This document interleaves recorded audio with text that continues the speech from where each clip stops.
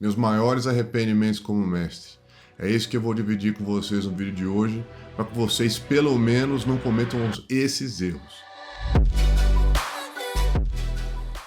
Oi, eu sou o César e esse é o Dungeon Master Quest.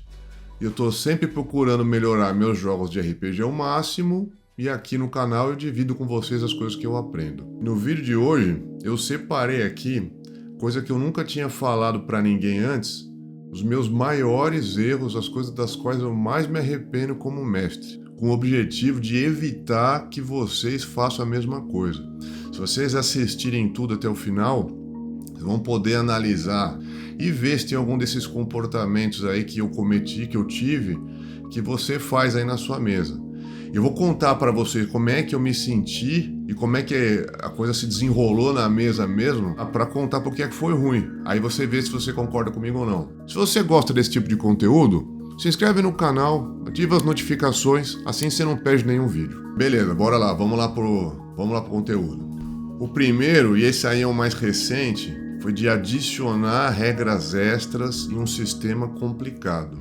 No começo de 2023, recomendaram para mim o 13ª era, né, o 13th Age. E aí eu decidi olhar o sistema. E aí eu vi que nesse sistema tinha algumas coisas que eu gostei muito, que a minha intenção quando eu fui colocar no jogo era de criar uma camada, dar uma camada extra de customização, de personalidade pro jogo e pros personagens. Tem uma coisa nesse 13th Age aí que é qual é a única coisa do seu personagem?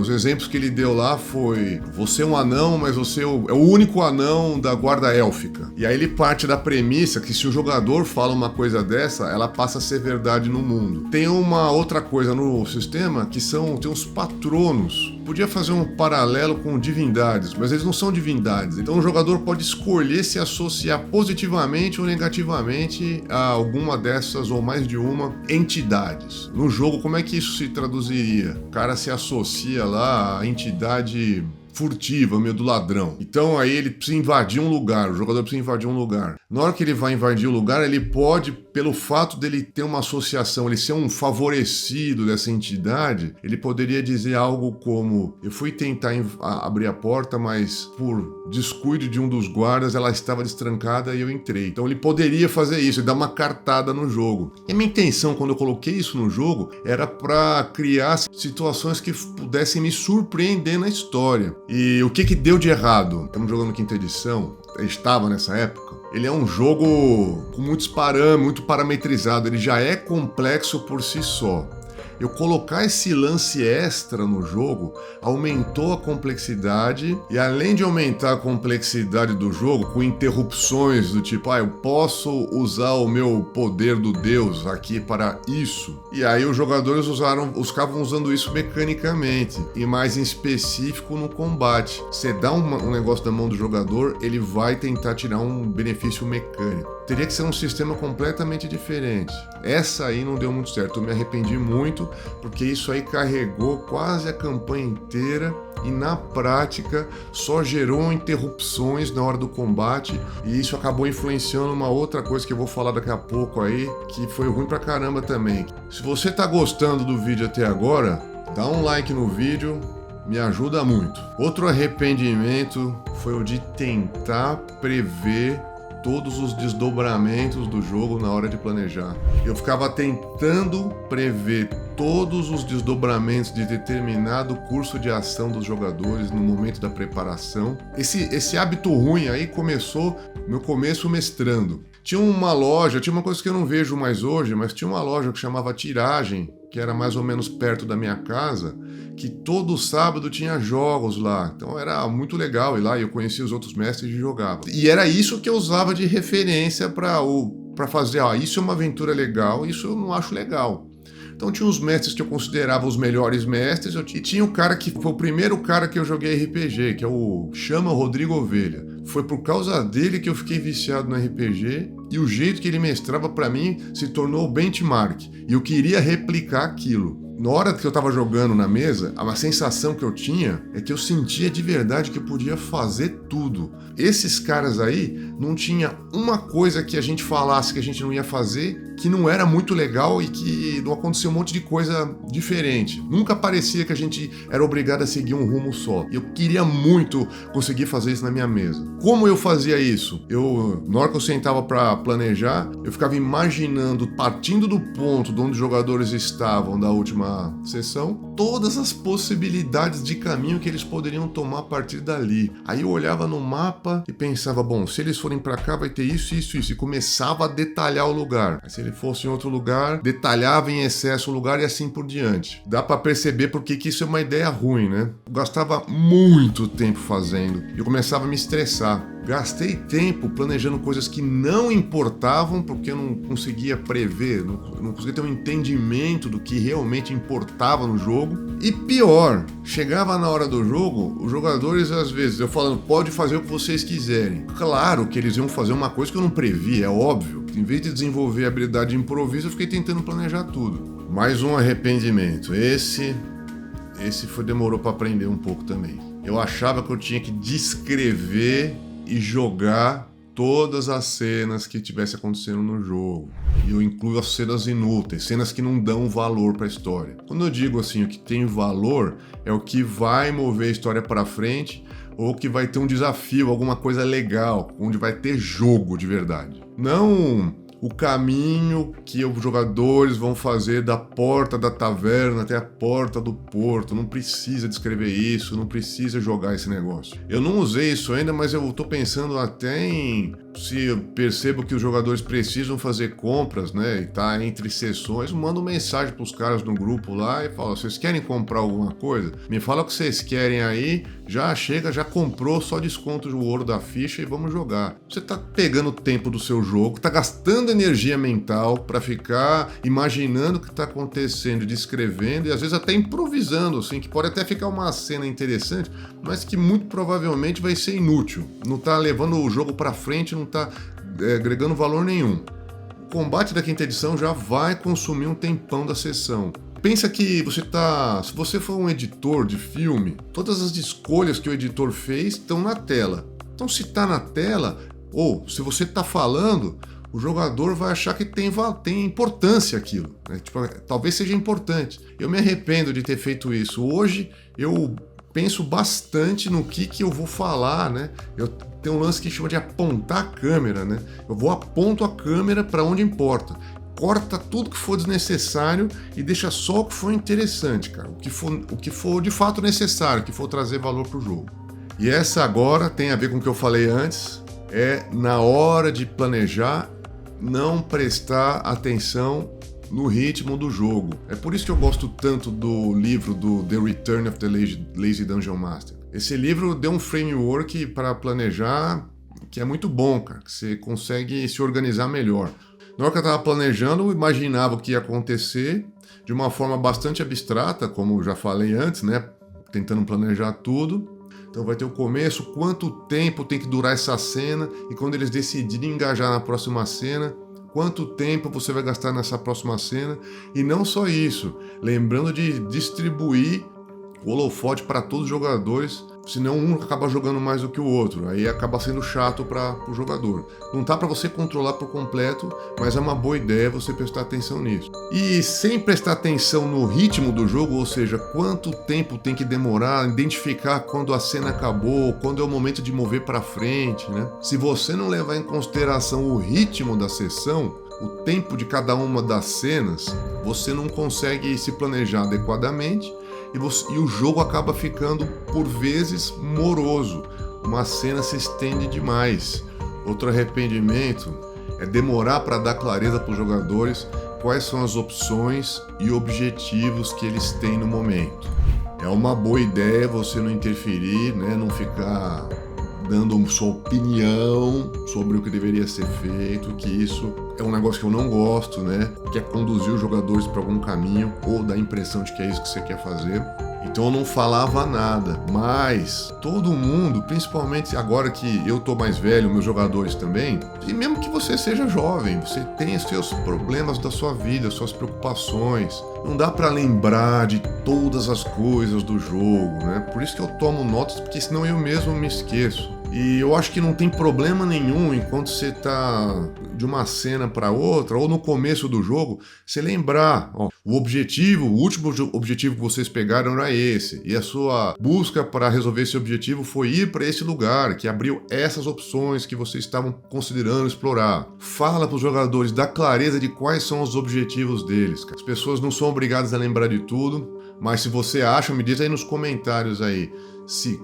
Como é que você resolve essa? Eu quero saber mesmo. Mas eu não considero uma quebra de imersão. Eu acho que é útil pro jogo, faz o jogo andar para sair dessa inércia, dessa morosidade e ir logo para a próxima coisa legal para fazer, que é para isso que estamos jogando. Outro arrependimento, esse foi ruim, foi na minha última campanha, foi de estender demais a campanha. A gente jogou o Tomb of Annihilation e nessa aventura, então no segundo capítulo, é a parte que os jogadores ficam explorando a ilha de Chult, a selva de Chult. É um mapa grandão, separado em hexágonos e tal. Foi aí que eu comecei, nesse tempo, eu tá me ligando mais como é que era esse tipo de fazer aventura com um mapa hexagonal. Então eu quero tirar o máximo de proveito desse Hexcrawl aqui da ilha de Chult. Só que tem um problema, cara. Fica muito longe um ponto do outro e não combina. Eu achei que não combina muito com quinta edição esse estilo de jogo de sobreviver, de exploração, porque magias como Goodberry, Leomund's Tiny Hut, Create Food, Create Water, tudo isso aí banaliza a questão da exploração, que a graça é gerenciar recursos, escolher bem o caminho que vai fazer, uma série de outras coisas que eu acho que já falei em outros vídeos. Vou deixar aqui se quiser ver. Então aí eu queria estender nesse momento, né? Então eu vi que como tinha um elemento que estava muito longe um do outro, eu fiquei colocando coisa no meio do caminho. O que aconteceu no fim das contas? Estendeu demais esse capítulo. Puta, não deu nada certo, estendeu demais a campanha, fui chegando no final da campanha, eu ainda pulei coisa, eu pulei um capítulo inteiro lá. Eu já tava cansado, imagino que os caras já estavam um pouco cansados também, né? Hoje em dia, talvez seja controversa essa opinião, talvez seja melhor jogar mais campanhas mais curtas. Dá para estender um pouquinho menos as campanhas, mas aí você pode experimentar mais jogos diferentes, mais sistemas diferentes, uma coisa que eu acho legal hoje. De repente você está empolgado em fazer uma campanha no mar, né, com navios e tal. Então pronto, aí você faz uma campanha mais curta, joga isso, vê se é legal mesmo. Você quer fazer uma no deserto, você quer fazer uma no mundo maluco que você inventou, você lê uns livros legais, você quer usar aquilo no seu jogo. Se você fizer campanhas mais curtas, você vai ter mais oportunidades de experimentar coisas diferentes, né? Se quiser estender, estende também, né? Tem gente que gosta de estender. Mas acho que eu me incomodei no caso dessa campanha de ter estendido demais, porque ela tinha um fim, né? Então tem essa expectativa de chegar no fim, né? Então, eu preciso fazer isso, eu preciso fazer aquilo.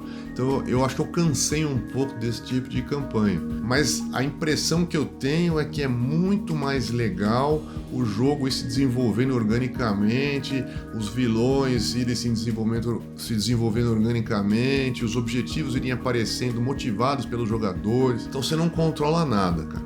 Você só pode pôr situações e fazer uma interpretação dos resultados dos dados e das decisões dos jogadores. Você vai descrever a consequência das ações e as coisas vão andar naturalmente. Se você tentar prever do tipo, o jogador escreveu uma história e a aventura tem um fim predeterminado, você vai fazer um malabarismo, um esforço para fazer esses dois se conectarem e não vai ficar tão bem integrado quanto a coisa surgir naturalmente, que vai ser sem esforço e com um benefício muito maior. E o próximo arrependimento tem a ver com outras coisas que eu falei em outros vídeos, vou deixar aqui, se você quiser ver, é o de pedir rolamento para tudo, cara. Acho que isso aí é um mal da quinta edição. E aí se você tá querendo que o jogador descubra alguma coisa, você fala rola história, rola investigação, e você vai e conta. Mas se você já quer contar, não pede para rolar, porque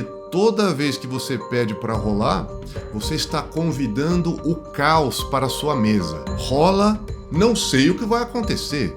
E se você quer falar informação, o cara rola e não passa. Aí você pede para ele rolar um outro rolamento para disfarçar, para você poder passar a informação. Passa logo a informação, não perde o rolamento para tudo e o jogo vai andar mais rápido. E eu acho ruim isso aí, eu me arrependo de ter feito isso. Como eu criei o precedente, você cria um precedente, você condiciona os jogadores a pensar somente em termos da ficha. Aí o cara se restringe ao menu de opções da ficha, tira o hábito dos caras interagirem com a cena de fato no jogo, né? Só jogando, o cara desliga a mente e só joga o dado e você dá a resposta. Aí começa aquele lance. Posso rolar isso? Qual que é a mensagem que eu entendo disso? Quero resolver esse problema com o rolamento. Posso apertar esse botão para resolver esse problema? Se você ficou pedindo rolamento para tudo antes, você que abriu o precedente. O cara vai rolar, vai querer rolar. E aí tira um pouquinho da imersão. O cara para de pensar em termos do personagem, assim,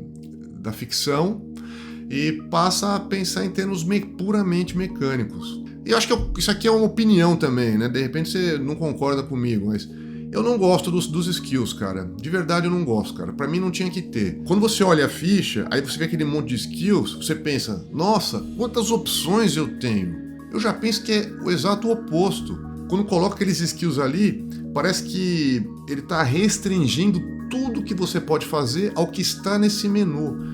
E não é o lance do RPG que você pode fazer o que você quiser. Esse é o motivo pelo qual eu não gosto, né? Eu acho que o legal é tentar fazer qualquer coisa e deixa o mestre resolver como isso vai acontecer. Ou já vai rolar direto, ou sim, ele vai te pedir um rolamento, mas aí ele pede o rolamento para você baseado no que você quer fazer.